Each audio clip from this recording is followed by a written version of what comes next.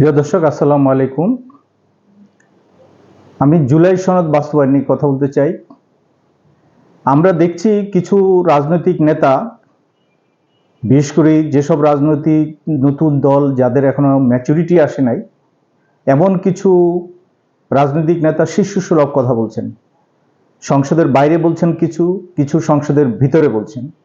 যদিও সংসদের ভিতরের কোনো কথা নিয়ে আমরা সমালোচনা করতে পারি না, তবু একজন সাধারণ মানুষ এবং রাজনৈতিক কর্মী হিসেবে বলতে চাই যে কথায় কথায় বলছেন যে সংবিধান ছুঁড়ে দিতে হবে। সংবিধান কেন ছুঁড়ে ফেলে দেওয়া হলো না? প্রিয় বন্ধুরা, আমি একজন বাংলাদেশের নাগরিক হিসেবে বলতে চাই, এটা অবশ্যই আপনারা সংবিধানকে অবমাননা করেন এবং সংবিধান লঙ্ঘন করেন, এবং সরকারের উচিত এটার বিরুদ্ধে বিহিত ব্যবস্থা নেওয়া, এবং যারাই বলবেন যে সংবিধান ছুঁড়ে ফেলতে, তাদেরকে একটা আইনের আওতায় আনতে হবে এবং তাদেরকে রাষ্ট্রদ্রোহিতার জন্য অ্যাকিউজড করতে হবে।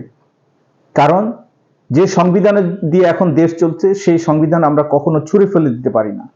যদি কখনো এই সংবিধান বাতিল হয়, তাহলে তখন হয়তো বলতে পারি যে এটা ছুঁড়ে ফেলে দেওয়া হয়েছে। কিন্তু সংবিধান, যে সংবিধানের মাধ্যমে দেশ চলছে, সেই সংবিধানকে কখনো ছুঁড়ে ফেলে দেওয়ার কথা বলা যায় না। এটা যে রাষ্ট্র, এটা রাষ্ট্রকে অবমানিত করা এবং সংবিধান অবমাননার জন্য রাষ্ট্রদ্রোহিতার শামিল। সুতরাং আমি সবাইকে সতর্ক করতে চাই যে আপনারা একসময় এভাবে বলতে থাকলে একসময় আপনারা রাষ্ট্রদ্রোহিতার জন্য অ্যাকিউজড হতে পারেন। ধন্যবাদ সবাইকে।